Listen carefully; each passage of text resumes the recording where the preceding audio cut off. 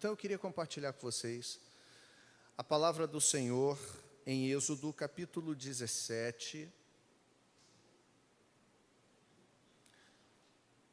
dos versos 8 ao 16. E aproveito aqui para dizer aos irmãos, né, na reunião natalina de vocês, nas suas casas, né, experimentem compartilhar a palavra de Deus, né, com a família reunida. Isso certamente vai ser muito positivo para a sua vida e para a vida de toda a sua família também. Êxodo 17, verso 8, diz assim, ó: Então veio Amaleque e pelejou contra Israel em Refidim. Com isso ordenou Moisés a Josué: Escolhe-nos homens e sai e peleja contra Amaleque. Amanhã estarei eu no cimo do outeiro e o bordão de Deus estará na minha mão. Fez Josué como Moisés lhe dissera e pelejou contra Amaleque. Moisés, porém, Arão e Hur subiram ao cimo do outeiro. Quando Moisés levantava a mão, Israel prevalecia. Quando, porém, ele abaixava a mão, prevalecia Amaleque.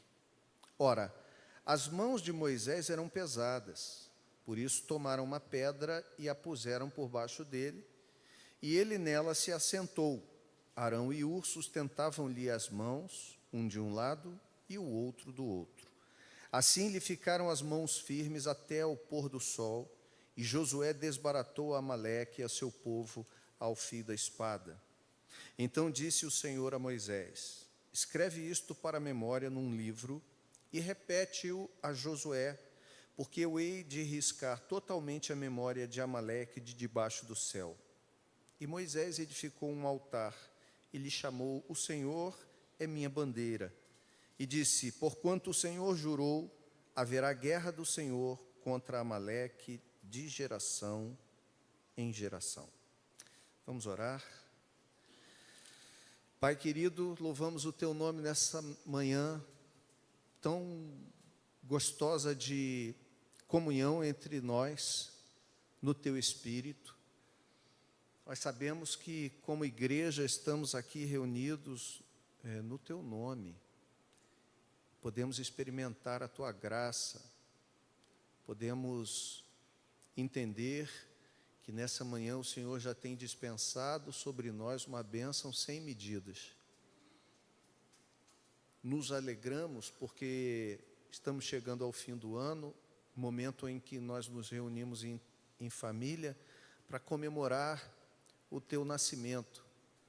Mas queremos também glorificar o Teu nome por meio da Tua palavra, para que a gente aplique os princípios dessa palavra à nossa vida, e não apenas numa comemoração de fim de ano, mas como um estilo de vida.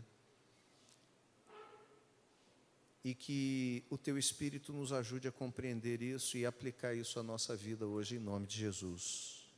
Amém. Irmãos, eu vou fazer uma introdução um pouco mais abrupta aqui e falar um pouco sobre esse momento em que nós acabamos de ler. O povo de Israel já havia saído do Egito há algum tempo, e eles estavam no deserto na sua caminhada. Uma caminhada que, você sabe, durou 40 anos. Não durou 40 anos porque o percurso era longo demais. Na verdade, o percurso, respeitando as singularidades daquele povo, poderia, dizem alguns historiadores, ser vencido em 8 meses, mas durou 40 anos. Duraram 40 anos de essa peregrinação. Eu digo levando em consideração as singularidades, porque nós temos que levar em conta que tinham homens em idade madura e mulheres também, mas havia idosos, havia pessoas doentes, havia mulheres que haviam acabado de dar à luz, crianças pequenas, e havia também os animais, muitos deles novos também, animais que tinham nascido há pouco tempo. Um grande desafio.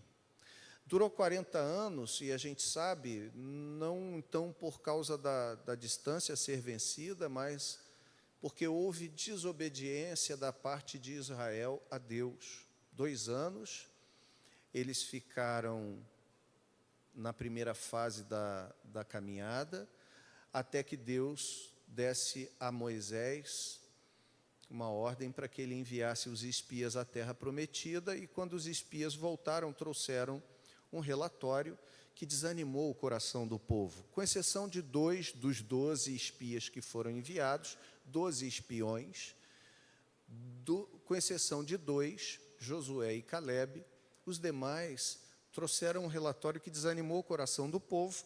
O povo murmurou contra Deus, se rebelou contra Deus, e por conta disso Deus fez com que essa geração ficasse no deserto por mais 38 anos. E essa geração que murmurou contra Deus e não acreditou na sua promessa veio a falecer durante esses 38 anos. Mas Deus fez com que seus filhos possuíssem a terra prometida. Foram muitos desafios ao longo desses 40 anos na história de Israel, muitos desafios. Deus tira o povo da opressão que eles estavam vivendo, eles estavam sendo extremamente subjugados no Egito, porque havia um medo muito grande no Egito, que dizia respeito ao fato de que foi uma população que cresceu demais, um povo que cresceu muito dentro da nação egípcia, e os egípcios ficaram com medo de haver uma rebelião, como possivelmente, dizem alguns teólogos, havia acontecido alguns anos ou séculos anteriores no Egito com um povo chamado os Ixos. Os Ixos também cresceram dentro do Egito e depois houve uma evasão, eles foram embora. Isso criou um problema de organização dentro do Egito, porque eles eram mão de obra barata e até escrava. A saída deles criou um caos social e econômico no Egito, o que possivelmente também era um medo de Faraó na época de Moisés e dos israelitas. Então, eles eram oprimidos, foram escravizados, estavam ali subjugados. E Deus tira o seu povo dessa escravidão, dessa opressão. Essa retirada de Deus com mão forte, ela simboliza na vida cristã, por analogia, a salvação que Cristo efetua para nós. Moisés, nesse sentido, tipifica a pessoa de Jesus Cristo, porque ele é o libertador do povo, assim como Cristo, de fato, é o nosso libertador do grande Egito. O Egito é o mundo que habita dentro de nós, o pecado que habita em nós, que Cristo nos resgata de lá. Mas quando Cristo nos resgata de lá, começamos uma vida cristã e temos um desafio de chegarmos ainda na terra prometida, que é o que também, por analogia, acontece na história de Israel. Sua peregrinação no deserto, por analogia, é a nossa peregrinação nessa vida aqui, onde vamos sendo santificados um dia depois do outro e temos o grande desafio de chegarmos lá às portas da Canaã celestial, né, da nossa promessa.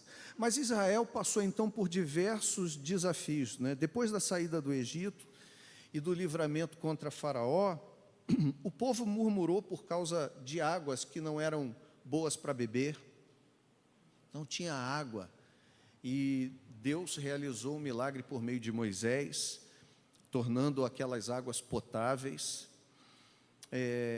e prometendo ao povo que ele seria o seu Jeová Rafá, a palavra Rafá, de onde vem o nome Rafael. Rafael significa o Deus que cura. Rafá significa isso, cura, né? Jeová Rafá, ele é o Senhor que te sara, o Senhor que sara Israel, que sarou as águas para Israel poder beber, né? Depois, houve uma segunda murmuração nessa saída do Egito, que surgiu após esse episódio anterior, quando da necessidade de comida. O povo murmurou por carne e pão.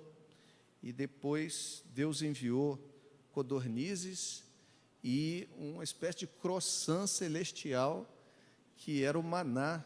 A palavra maná em hebraico significa, uma interjeição de espanto. O que é isto? Né? O que é isso? Que negócio é esse? Nós pedimos pão, Deus mandou um croissant, um negócio maravilhoso. E Deus aparece como Jeová Jireh, o Deus provedor. Depois houve ainda uma terceira murmuração, que o povo novamente tornou a ter sede, e Moisés tem de tirar água da rocha. Ele toca com a vara na rocha, com o seu cajado, e a rocha, então, lhe dá água, o povo tem a sua necessidade saciada. Depois dessas murmurações, então, o texto diz que Amaleque pelejou contra Israel em Refidim.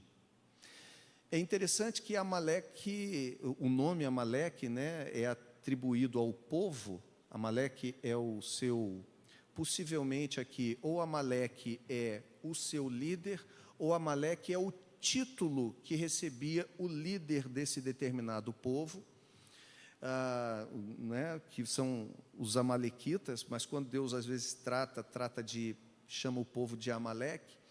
Amaleque significa habitante do vale, né?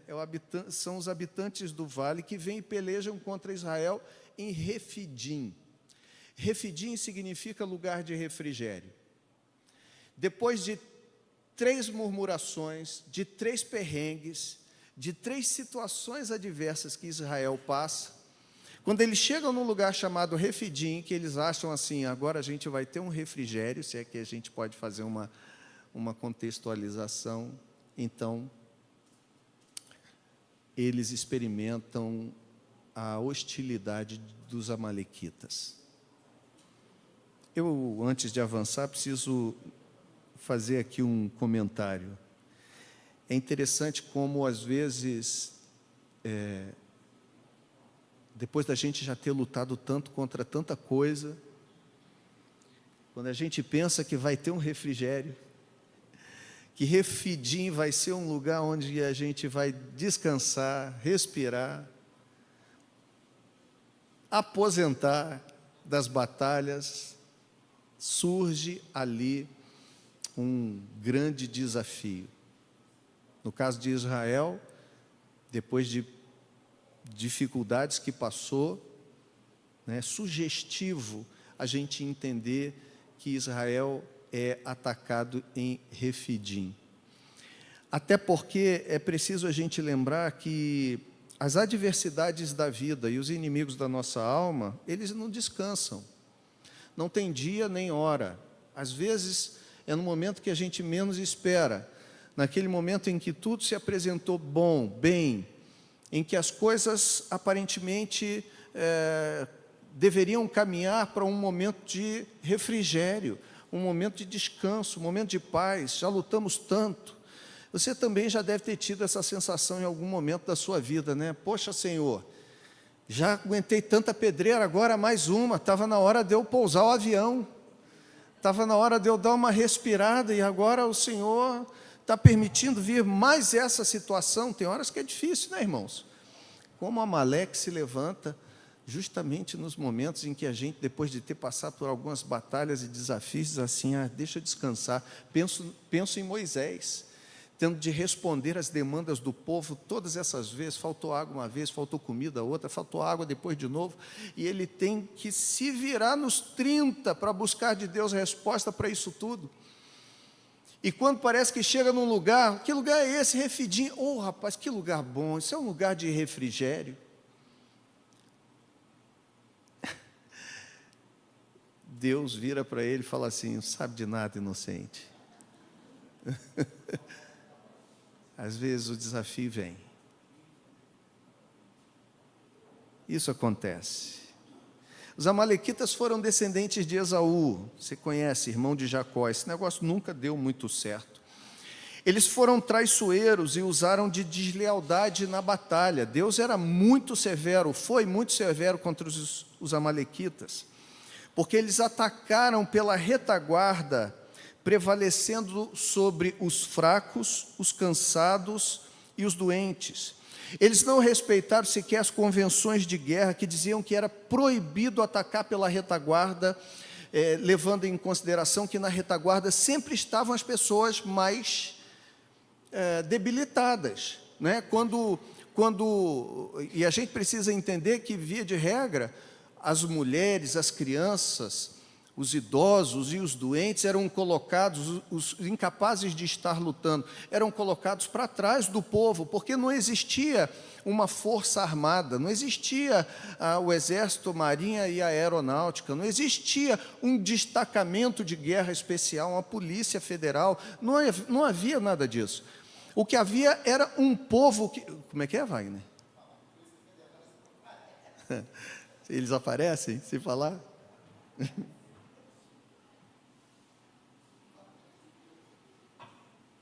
Bom, mas aqui nenhum de nós deve nada, né? Então... E, pela convenção de guerra, você não podia utilizar desse expediente, dar a volta e pegar o povo pela sua retaguarda, sendo covarde, sendo vil, matando mulheres, crianças, idosos, doentes. Mas Amaleque não tinha ética. Ele havia feito isso contra Israel de tal forma que o Senhor disse em Deuteronômio 25, quando Moisés repete a lei para o povo e repete a lei a Josué, próximo da morte, da sua própria morte, né? Ele diz assim: lembra-te do que te fez Amaleque no caminho quando saías do Egito, como te saiu ao encontro no caminho e feriu na tua retaguarda todos os fracos que iam atrás de ti, estando tu cansado e afadigado, e não temeu a Deus, porque ele não levou em consideração a ética da batalha. E continua Moisés dizendo: será, pois, que quando o Senhor teu Deus te tiver dado repouso de todos os teus inimigos em redor, quando Israel entrasse na terra e tivesse conquistado e tivesse sossego de todos os inimigos em redor, na terra que o Senhor teu Deus te dá por herança para possuí-la, então apagarás a memória de Amaleque de debaixo do céu, não te esqueças.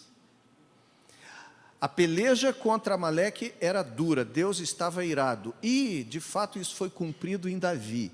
Davi, quando foi rei em Israel, ele venceu os amalequitas e os destruiu plenamente, mas Deus estava irado com esse povo.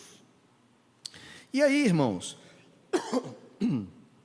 o texto nós lemos aqui, a gente lembra bem o que acontece. Quando essa batalha começa, Moisés, ele estabelece duas frentes para essa batalha. Uma, ele destaca Josué como general do seu exército, né, do grupo dos homens que ia para a batalha, e esses vão pelejar com a espada na mão. Mas Moisés sobe ao cume do outeiro e leva consigo Arão e Ur, dois companheiros, para interceder diante de Deus. À medida em que Moisés orava e suas mãos estavam erguidas, Israel prevalecia na guerra e vencia. As mãos de Moisés cansavam e ele abaixava as mãos. Você já tentou ficar com suas mãos para cima aí muito tempo? A gente ora assim, né? Que já segura o ombro aqui. Mas se você estender suas mãos para cima, você vai ver que pouco tempo você vai conseguir ficar com essa isometria. E quando as mãos de Moisés cansavam, porque diz a Bíblia, os seus braços eram pesados e elas baixavam, Israel perdia, ia perdendo a batalha no campo de batalha. De tal forma que quando Arão e Ur perceberam isso, entenderam que as mãos de Moisés precisavam ficar sustentadas, eles pegam uma pedra botam Moisés sentado na pedra, e um fica de um lado e o outro do outro, sustentando os braços de Moisés para cima, até o fim da batalha. E Israel vence a batalha. Josué subjuga os amalequitas ali, e Deus orienta que eles sejam posteriormente destruídos de forma plena e completa. Que princípios a gente pode aprender desse texto para a nossa vida, nós, como igreja, sobretudo como irmãos, e que participamos, saímos agora, sexta-feira, da nossa jornada de oração, 4 semanas orando. Alguns participaram todos os dias, outros não conseguiram participar todos os dias, alguns participaram todos os dias por todo o tempo, outros em algum momento precisavam sair, alguns participaram em um determinado ambiente, outros no seu trabalho, outros no deslocamento. Janete, sempre que abria a câmera, a gente via Janete, estava dentro do ônibus, indo para o trabalho no Rio, mas estava ali, firme, participando. Tantos irmãos, Roberta está aqui conosco hoje, estava sempre ali, o nomezinho abria, e estava ali o nome de Roberta, e tantos irmãos aqui, eu vou ser injusto se eu não citar todos, mas de alguma maneira que participaram desse momento e que podem aprender também. Nós e muitos que não participaram podem também aprender como princípio para nossa vida cristã. O primeiro deles que eu quero destacar nessa manhã é que nós aprendemos de forma clara, eu quero destacar esses 2 aspectos.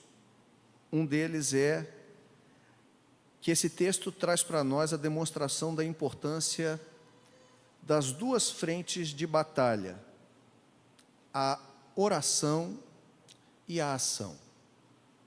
Essas são 2 frentes que nós precisamos compreender que existem na vida cristã. Tem gente que age demais e ora de menos. Excesso de ação sem oração na vida cristã se torna ativismo. E o ativismo na vida, via de regra, não nos traz benefício nenhum. Porque a gente toma decisões precipitadas, faz escolhas erradas. Não munidas de oração, nossas decisões, às vezes, são como diversas palavras que a gente joga, como o sino que tine ou metal que ressoa. Palavras, às vezes, que não têm amor, não têm substância.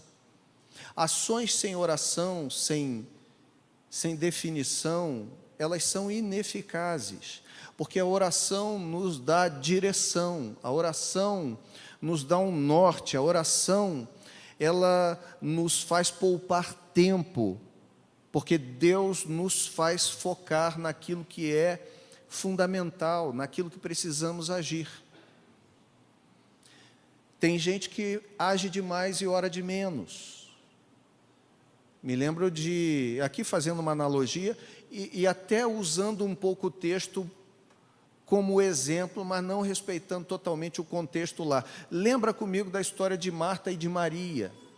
Jesus está dentro da casa. É claro que ali o contexto é o seguinte, o que Jesus chega na casa de Marta e Maria, e Jesus Maria abandona todos os seus trabalhos, todos os seus afazeres, e vai para os pés de Jesus, ouvindo o que o mestre está ensinando. Marta está ali aflita, trabalhando para cima e para baixo, arrumando a casa, fazendo todas as coisas e reclamando com Jesus. O senhor não acha um absurdo essa minha irmã permitir que eu faça todo o trabalho sozinha? Ela não está me ajudando em nada. E Jesus, naquele momento ali, concorda com Maria, dizendo para Marta o seguinte: Marta, você está preocupada e afadigada com um monte de coisa, mas uma só é necessária. É claro que o que Jesus está dizendo tem a ver com aquele momento, uma só é necessária naquele momento, porque naquele momento Jesus está ali. O restante é dispensável, o restante pode ser secundário, pode ser realizado depois. Mas é óbvio que não é uma anuência de Jesus para vagabundagem. Não é uma anuência de Jesus para aquela pessoa que diz assim, não, eu só estou aqui, ó, que é o outro lado da moeda, né? Uns que agem demais e outros que agem de menos. Uns que agem impulsionados sem oração e outros que parece que querem viver só no céu. Então, são dois lados de uma mesma moeda. Gente que diz assim, não, meu negócio é orar, deixa Deus fazer. A gente ora, mas a gente faz também. A gente não pode ser só da oração que abre mão, da ação que abre mão da oração, porque a gente se torna ativista, perde força, perde tempo, cansa. Mas a gente não pode ser esse tipo de gente também que diz assim, não, eu estou orando, eu só oro, ora. É preciso fazer alguma coisa. A partir dessa oração, o que você tem sido desafiado? Então, a primeira coisa que eu percebo nesse texto é que ele nos ensina de forma muito clara que na vida do povo de Deus há sempre uma necessidade de duas frentes de trabalho. A ação munida de oração e a oração sucedida de ação. Nós oramos para que Deus nos dê direção para algo, então é preciso a gente tomar decisão, é preciso agir na vida. É claro que se nós tivermos de escolher entre um e outro, talvez a oração seja o mais importante. Entre a oração e a ação, colocar as questões diante de Deus seja o mais importante, mas não é a única atitude a ser tomada na vida do povo de Deus. A intercessão, nesse caso, na vida do povo de Deus, há sempre a necessidade dessas duas frentes de trabalho. Eu lembro de você, por exemplo, de um outro episódio. O episódio de Neemias, quando ele veio reconstruir a cidade de Jerusalém. Quando Neemias está reconstruindo a cidade de Jerusalém, os inimigos ameaçam invadir a cidade. Os muros tinham sido derrubados. As cidades, antigamente, elas eram fortificadas com muros, que eram os anteparos contra os inimigos. Era o que causava o bloqueio de um inimigo entrar correndo numa cidade, saquear, matar alguém, furtar ou roubar alguma coisa e fugir, ou mesmo de invadir determinada cidade. Então, as cidades eram fortificadas com muros ao redor. Jerusalém havia sido destruído 70 anos antes. Quando Neemias volta, na verdade, 70 anos antes, não, perdão. Quando Neemias volta para reconstruir a cidade os seus muros já haviam sido destruídos há algo mais de 100 anos, 100 e poucos anos. 70 anos foi o tempo que o povo ficou no cativeiro. Mas, quando ele volta com essa proposta de reconstrução, e as pessoas estão trabalhando, cada um reconstruindo o muro da cidade, na frente da sua moradia, com o desafio dos inimigos que estavam ameaçando invadir Israel, como é que eles trabalharam? O texto bíblico diz lá que eles trabalhavam com a ferramenta numa mão e uma espada na outra. Significa dizer que eles estavam munidos de duas percepções. Era preciso reestruturar o muro. Mas a gente não pode negligenciar com o desafio imediato. A espada é a oração. A ferramenta é a ação. A construção do muro é aquilo que precisa ser feito, mas a espada era aquilo que trazia defesa contra os inimigos naquele momento. É mais ou menos o que acontece aqui. São duas frentes, é necessário a gente entender isso. Então, eu diria para você, eu tive um amigo que ele dizia assim, meu Deus é a minha capacidade de agir. Em pouquíssimo tempo ele se rendeu aos pés do Senhor Jesus, porque ele percebeu que a capacidade nossa de agir pela nossa própria força, pelo nosso próprio interesse somente e pela nossa própria disposição e capacidade é ineficaz. A gente dá murro em ponta de faca, a gente não sai do lugar, a gente se torna ativista dos desafios, das construções, mas as coisas não acontecem. Portanto, é necessário que nós entendamos essas duas frentes do trabalho na vida cristã. A ação munida de oração e a oração sucedida de uma ação. Nenhuma das duas coisas sozinhas vai ser eficaz. Ah, minha lindinha. Ô, meu bebê, cadê bebê de vovô? Hã? Cadê teté de vovô? Ah, você está rindo, né? Segundo lugar, irmãos, que eu percebo nesse texto é que a intercessão é a prática da oração munida da autoridade que Deus delega ao seu povo. E aqui, deixa eu destacar uma coisa para você. Tem gente que despreza esse momento aqui.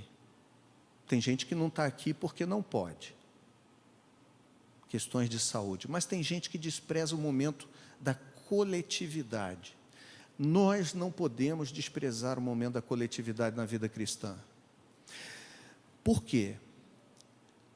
Você já ouviu gente dizer assim, né? Sobretudo hoje em dia, no movimento que a gente vive aí, de tanta gente desigrejada, gente que diz assim, não, eu sou de Deus, mas igreja não curta esse negócio, não tem nada a ver. Deus não está no meio de templo, não tá, Deus não mora, claro, Deus não mora nesse lugar.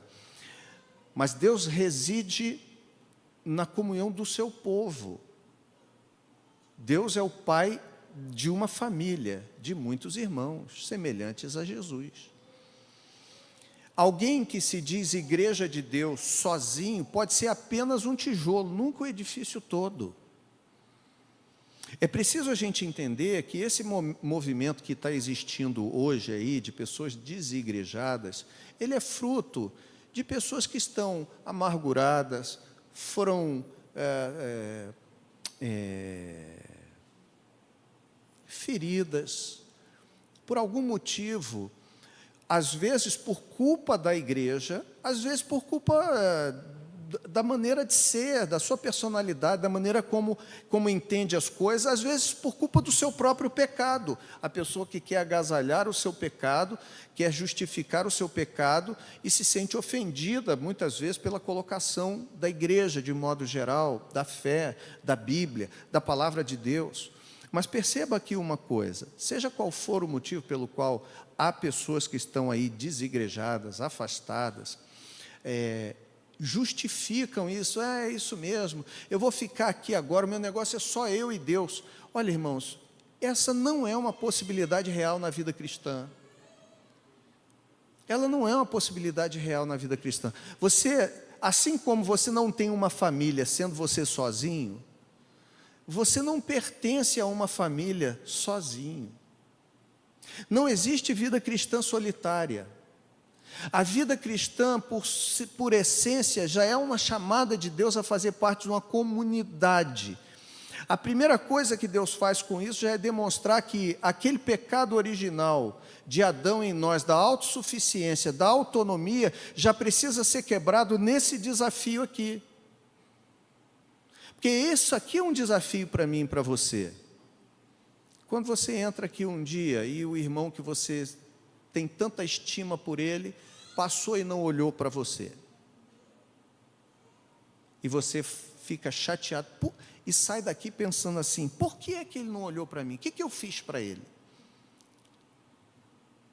Eu não vou mais para esse lugar.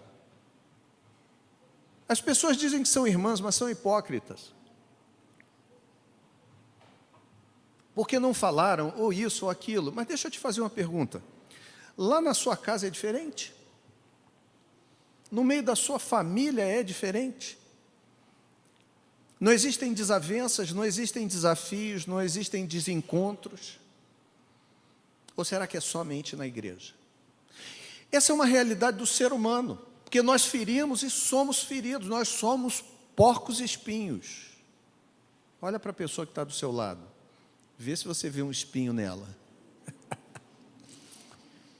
Pode até não ver, mas ela é um porco espinho, sabia? ela fere e é ferida. Eu e você somos porcos espinhos no meio de uma tempestade de neve, e só tem um buraco para ficar.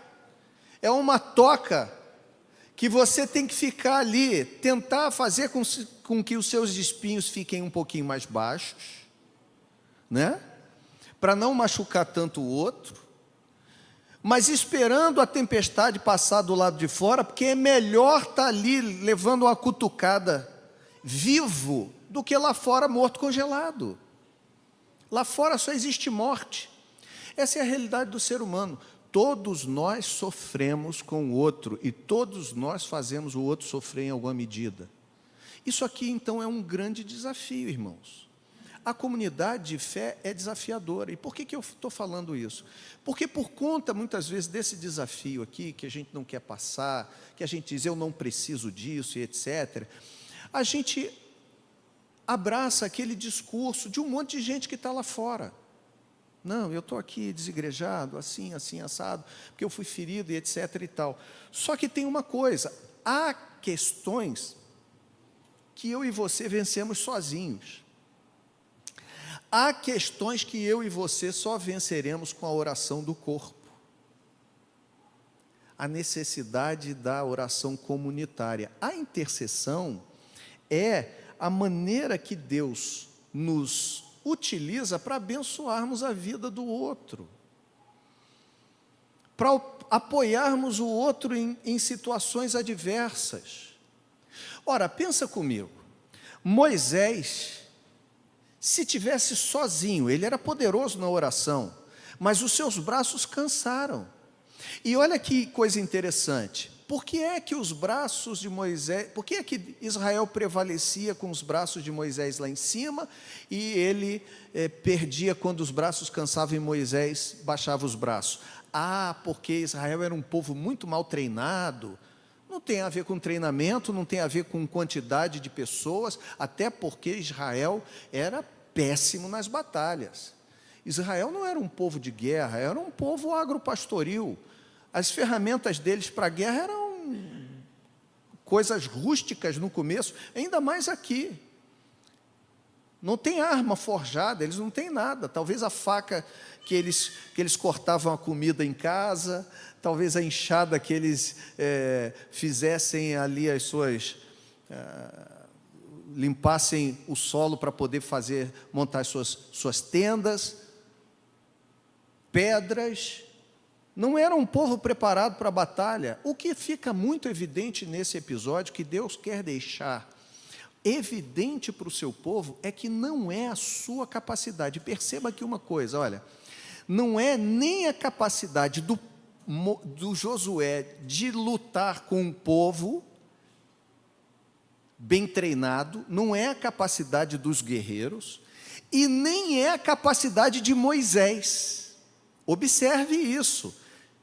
Porque também alguém poderia dizer, está vendo? Temos de ser imbatíveis em oração, temos de ser insuperáveis em oração.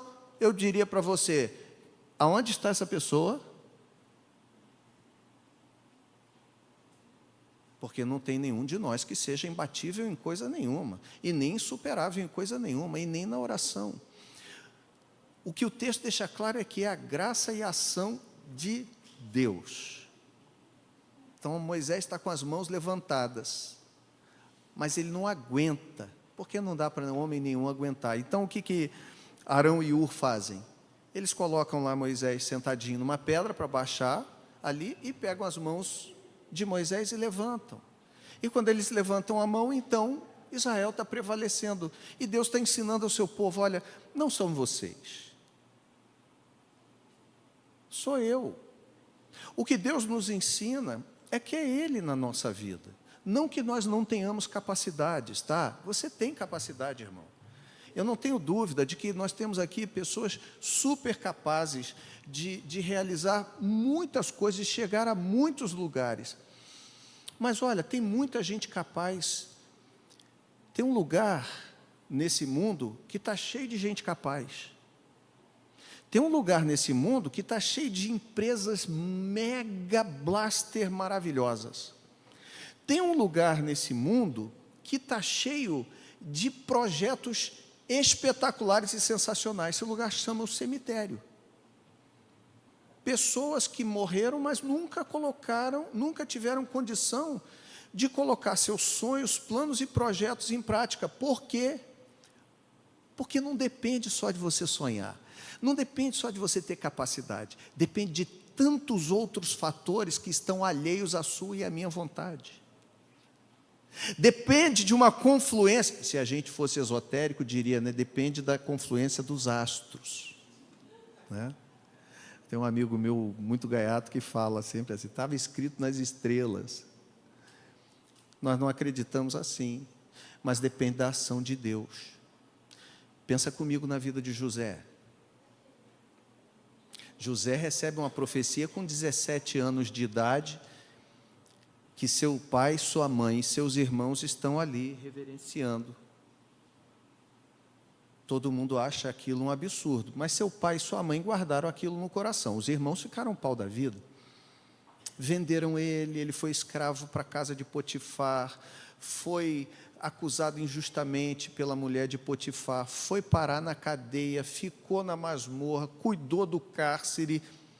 Isso durou 13 anos, essa história toda. Até que, de um dia para o outro, um cara disse assim para o faraó, com um sonho perturbado da sua cabeça, disse assim, tem um cara na cadeia que pode desvendar o seu sonho, o mistério do seu sonho, porque ele fez isso comigo uns anos atrás, inclusive eu tinha até prometido a ele que eu ia falar dele, já esqueci isso, já deve ter uns 8 anos, que ele está preso lá injustamente. Isso aqui já é a minha dramatização, tá? Isso não está escrito na Bíblia. Por favor, a Record faz, por que eu não posso fazer? Vocês assistiram lá na Record, vão assistir a minha também, pô. E aí, ele sai daquela realidade, e aí o que o faraó manda fazer? Chama esse cara, chamou José. Em alguns minutos, José desvenda o sonho de faraó, a faraó diz assim, em que encontraremos um homem com tamanha excelência como esse aqui? Toma aqui, José, meu anel, você vai ser governador do Egito, só estará debaixo de mim, abaixo de você, todos, você vai estar acima de todo mundo. Em menos de 24 horas, Deus mudou a realidade do cara que estava há 13 anos nesse perrengue, desde o momento que ele recebeu a sua profecia. Perceba que não tinha capacidade, currículo, não tinha pós-graduação, MBA que José tivesse que colocasse ele naquele lugar. Não fosse a ação de Deus. Então, irmãos, tem coisas que você pode ser muito capaz e muito preparado, mas se Deus não abrir as portas, as coisas não acontecem. A oração, a intercessão entre os irmãos, entre nós, faz com que a gente possa utilizar essa autoridade que Deus delegou à sua igreja, você poder abençoar a vida do seu irmão. Olha, se Moisés não prescindiu disso, eu e você vamos prescindir. Se ele não pôde abrir mão disso, eu e você vamos achar que vamos abrir mão. E mais, lembra comigo de Jesus, no Monte da Transfiguração, no momento de maior aperto da sua vida, próximo à sua crucificação. Jesus chama Pedro, Tiago e João para estarem com ele, por cerca de 1 hora, para orarem ali por ele, intercederem por ele. É bem verdade que os caras não aguentaram o rojão, dormiram, estavam de barriga cheia, não tinham noção exata do que Jesus estava passando, mas Jesus mesmo rejeitou ficar sozinho e pediu o auxílio dos seus parceiros. Eu pergunto a você, como é que eu e você achamos que vamos dar conta sozinho, sem a gente chegar e compartilhar com os irmãos as nossas necessidades? Agora eu pergunto também a você, como é que você faz isso sozinho? Como é que você faz isso afastado do corpo? Nós lemos aqui um texto quando nós iniciamos o culto, Salmo 133. Ó, quão bom e quão suave é que os irmãos vivam em união. É semelhante ao óleo que desce pela cabeça, né, de Arão, e o óleo que vai passando pelas golas, vai chegando até a orla das suas vestes. E o Salmo termina dizendo assim: ali o Senhor ordena a sua bênção. Aonde? Na comunhão dos irmãos. Tem bênçãos, tem coisas que eu e você vamos conquistar sozinhos na nossa oração, na nossa vida devocional. Tem coisas que a gente vai precisar da oração e do auxílio de outras pessoas. A gente não vai conseguir sem o auxílio de outras pessoas, seja para a guerra, seja para a oração.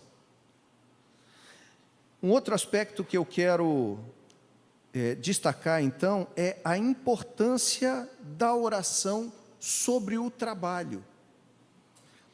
Como eu disse no início, não, eu sou de fazer, mas se você é de fazer, você é crente, é de fazer sem oração, você está gastando tempo, você está perdendo força, você está perdendo energia.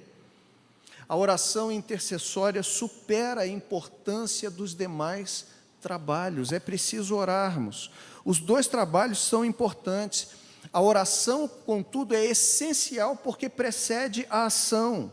Sem a prática da oração e intercessão, os demais trabalhos e alvos são muitas vezes inatingíveis. Olha só o que diz esse autor, Matthew Henry. Ele diz assim: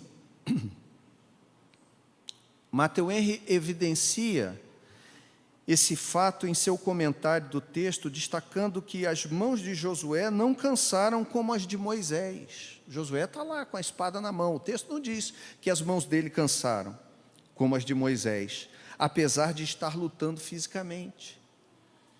Olha o peso, entenda que, na comparação dessas duas realidades, Josué está enfrentando os inimigos com a espada na mão, e sua mão não cansou como as mãos paradas de Moisés levantadas ao Altíssimo.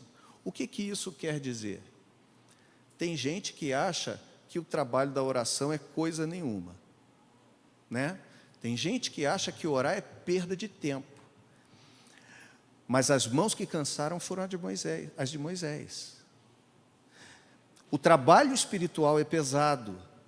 E isso é importante a gente aprender para a nossa vida pessoal e para a gente valorizar a vida de um modo geral de todos os irmãos e de todos os que se afadigam nessa realidade. Eu me lembro das palavras de um pastor, que ele disse que certa vez, porque às vezes pessoas pensam assim, né? Se alguém fala assim, não, o pastor tal, não, ele está orando. Então já que ele não está fazendo nada, pede para ele atender o telefone para mim. Me lembro de um pastor que disse isso uma vez, ele contando uma história, né? Diz que a esposa dele falou para ele, que alguém ligou para a casa dele, aí ela falou assim, não pode atender agora não, que ele está orando lá. Já que ele não está fazendo nada, então, você pode dar um recado e tal. Às vezes a gente pensa assim, né, irmãos? A gente pensa que isso é fazer nada, mas não é não. E não é só na vida do pastor não, obviamente, é na vida de cada um de nós. Eu tenho certeza que você já experimentou o grande peso de uma realidade espiritual, que às vezes deixou você cansado, sobrecarregado, mas é preciso a gente então entender isso. E aí Matthew Henry continua dizendo assim, para convencer Israel de que as mãos de Moisés contra quem contenderam estavam fazendo mais em sua defesa do que as próprias mãos deles, para convencer Israel de que as mãos de Moisés estavam fazendo mais por Israel do que as mãos deles, que estavam lutando ali e matando os caras, né? E que a sua vara estava fazendo por eles, bordão de Moisés, né? Mais do que a espada deles, a vitória era produzida, ou a derrota vinha sobre Israel, de acordo com a posição das mãos de Moisés. Quando levantava as mãos, Israel vencia. Quando elas abaixavam, eles começavam a ser derrotados. Dave Earley, pastor de uma igreja nos Estados Unidos, ele diz que chegou a uma conclusão clara na sua vida pessoal. A oração é a atividade mais importante de um líder e de um cristão. Se alguém tiver de fazer somente uma coisa em algum momento da sua vida para tornar mais eficaz o seu planejamento, essa coisa tem de ser a oração. E ele diz mais, a oração poupa tempo. Permite que em pouco tempo Deus realize coisas que levaríamos anos para fazer sem ela, quando é possível fazermos sem Ele. A oração é a nossa maior arma espiritual. Bill Hybels, pastor de uma igreja grande norte-americana, diz que quando o homem trabalha, mas quando o homem ora, Deus trabalha. Matthew Henry conclui dizendo assim, tanto Josué quanto Moisés tipificam Cristo. Cristo é para nós como ambos. Ele é nosso Josué, porque é o capitão da nossa salvação, que peleja as nossas pelejas, e Cristo é o nosso Moisés, que vive sempre intercedendo no alto, como diz o escritor aos Hebreus. Vive sempre para interceder pelos seus, para que a nossa fé não decaia. As armas formadas contra o Israel de Deus não podem prosperar por muito tempo e, por fim, serão destruídas, porque Cristo é aquele que luta por nós as nossas batalhas e, ao mesmo tempo, aquele que intercede por nós com as suas mãos sempre levantadas para que a gente não perca, para que a gente não decaia. E, por fim, irmãos, eu queria destacar aqui que a intercessão geralmente é uma ação, eu já falei sobre isso, mas deixa eu falar especificamente, é uma ação corporativa. Nós oramos pelos nossos alvos, mas nós intercedemos pelos alvos dos outros. Intercessão é isso. E via de regra é corporativo, é altruísta porque eu faço em favor do outro, e é corporativa porque eu dependo dos irmãos para que isso aconteça. A intercessão ela parte do corpo e tem as necessidades do corpo como alvo. Interceder trata o nosso ego, pois geralmente é necessário um alvo fora de nossos interesses pessoais para que haja intercessão. Quando eu oro pelos meus próprios alvos, não é intercessão, é minha própria oração. E como as nossas orações, elas muitas vezes são egoístas. Quanto tempo a gente gasta orando somente por nós? Não que não devamos orar por nós. Precisamos cuidar da nossa vida espiritual. Precisamos orar pelos nossos alvos, as nossas necessidades. Mas a vida não se resume a nós. Às vezes a gente só alcança, ou o outro só alcança determinada coisa a partir do meu auxílio. Você já viu aquela história, né, de alguém que tem um desenho antigo de uma tribo, em que há um panelão enorme, como uma sopa que está sendo ali feita, e muitas pessoas ao redor, e uma colher de pau enorme, muito maior do que a panela, para que as pessoas se alimentem. Só que o desafio é o seguinte, ninguém consegue se alimentar com aquela colher, porque quando segura na ponta daquela colher, como ela é comprida, e ele bota na sopa, ele não consegue trazer a colher à boca, porque é muito maior do que o seu braço consegue fazer o curso. E ficam horas e horas e horas e horas e horas sem conseguir comer. Até que alguém tenha a brilhante ideia de, ao invés de comer, botar a comida na boca do outro. Então ele não tenta comer, ele pega a sopa e bota na boca do que está distante. Quem está distante pega a sopa, bota na sua boca, e assim sucessivamente. E um faz pelo outro aquilo que a pessoa não conseguiria fazer por si mesma. Essa é a realidade da vida comunitária. Essa é a realidade da vida cristã na intercessão. É algo que está fora dos nossos interesses, que a gente às vezes está pedindo e não consegue realizar, mas Deus realiza por meio da oração do outro na sua vida e vai realizar na vida dele por meio da sua oração. Oramos por nossos pedidos, porém intercessão é quando oramos pelos pedidos e necessidades do outro. Podem ser as suas necessidades, as necessidades do reino de Deus, dos propósitos do Senhor, da igreja, de um irmão especificamente. Mas é preciso saber que nós pelejamos por vários motivos, porém podemos ter certeza de que nossa vitória em meio às batalhas que o mundo nos impõe, devido àquele que lutou a batalha que nos está proposta e intercede por nós, Jesus, é certa e garantida. Precisamos, então, também entender isso. A cooperação é uma necessidade não menos importante. Você precisa do seu irmão. Moisés contou com a ajuda de cooperadores. Jesus contou com a ajuda de cooperadores. Cooperadores, irmãos que estão conosco, são fundamentais em momentos de cansaço, em momentos de dificuldade e adversidade. A comunhão e cooperação produz descanso em meio às lutas. Arão e Hur puseram uma pedra para Moisés sentar. A comunhão e cooperação mantêm nossas mãos firmemente levantadas. Eles sustentaram as suas mãos. Você mesmo tem experiência disso? Quantas vezes você já passou por um momento adverso, que foram pessoas, amigos, e às vezes pessoas que você menos imaginava, que te deram suporte, que ajudaram você, que te mantiveram de pé? Deixa eu dizer uma coisa para você: não sofra sozinho, não passe pela sua luta sozinho. A comunhão é uma orientação e uma ordenança bíblica. O escritor de Eclesiastes diz: é melhor serem dois do que um, porque tem melhor paga do seu salário. Se um cair, o outro levanta. No frio da noite podem se aquentar, e os dois podem resistir melhor contra o inimigo. A cooperação é uma ordenança bíblica. Paulo escreve isso aos Gálatas, no capítulo 6, verso 2, onde ele manda que nós levemos as cargas uns dos outros.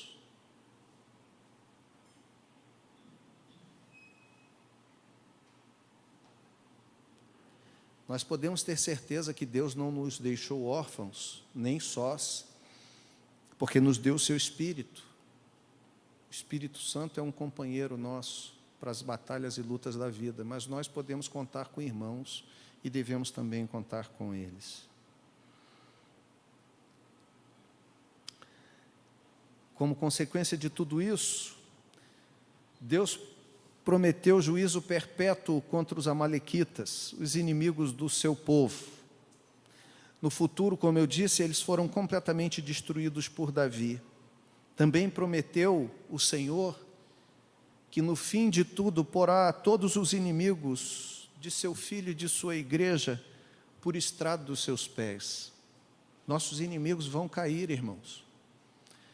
Os inimigos que se levantam contra o povo de Deus não subsistem, eles caem.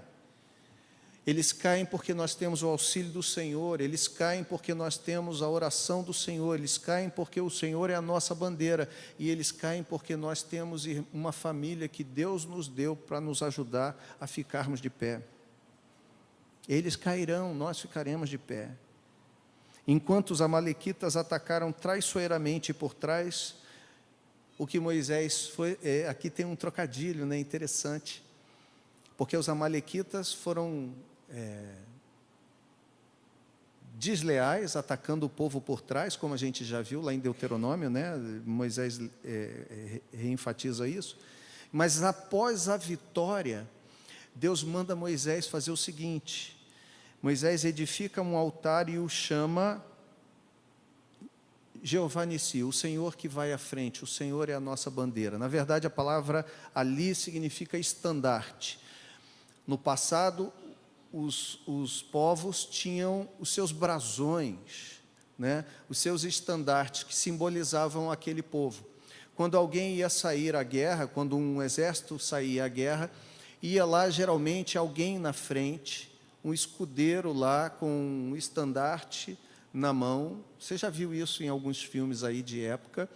E ele ia lá com alguém que ia negociar os pactos com relação à guerra. Ele ia lá com aquele estandarte, aquela grande bandeira que simbolizava aquele povo. Ali, um povo podia se render ao outro, um acordo ser realizado em último momento, ou mesmo se definir que a batalha ia acontecer. E Moisés faz um marco naquele lugar e diz assim: o Senhor é o nosso estandarte. Os inimigos podem tentar nos calçar por trás, mas Deus é aquele que vai à frente das nossas batalhas. Deus é aquele que vence as nossas pelejas.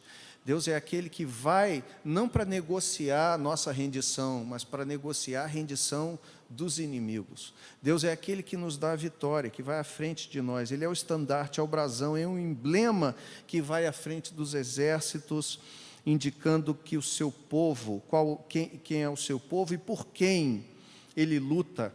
Aquele que vai à frente da guerra, peleja por nós as nossas batalhas e nos proporciona a vitória. Esse é Jesus Cristo, nosso Senhor. Nós comemoramos o seu nascimento, é verdade, mas nós temos grandes desafios na nossa vida cristã. Nesses últimos dias aí, nessas últimas 4 semanas, tivemos a oportunidade de estarmos juntos em oração, intercedendo por necessidades nossas, mas também apresentando nossas necessidades aos nossos irmãos e orando pelas necessidades deles. Que a gente não se esqueça desses princípios que foram compartilhados aqui nessa manhã. Lembre-se disso. Há necessidade de 2 frentes de batalha na vida cristã. Uma é a ação, é a questão natural. Outra é a oração, a questão sobrenatural. A ação é a ordinária, a oração é a extraordinária. Então, não esqueçamos que a nossa vida, ela não está resumida apenas a questões naturais. Paulo, quando escreve aos Efésios, nos mostra de forma clara que estamos no meio de um embate cósmico, espiritual, do qual o inimigo das nossas almas não quer que haja vitória, alegria, vida e felicidade para nós. E nós precisamos lutar nessas 2 dimensões, numa dimensão espiritual por meio das orações e intercessões, numa dimensão natural por meio de ações bem organizadas, concatenadas e bem planejadas.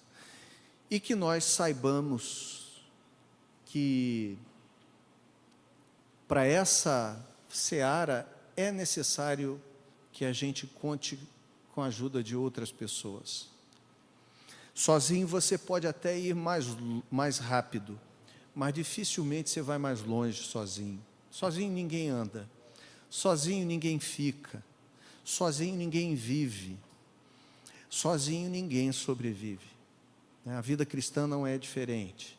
A gente precisa de irmãos que estejam conosco, compartilhando conosco das nossas dores, dos nossos desafios, das nossas batalhas, nos incentivando, nos ajudando, orando por nós, intercedendo por nós, nos apoiando, segurando nossos braços, mas também compartilhando conosco das vitórias. Sem estarmos juntos e reunidos, a vida não vale a pena, não faz sentido. Amém? Você pode orar pela pessoa que está do seu lado, pode ser aí sentadinho do jeito que você está. E agora não precisa sair do seu lugar e escolher ninguém, não. Pode olhar por quem está pertinho, orar por quem está pertinho de você mesmo. Orar por quem é seu companheiro aí de caminhada, de banco.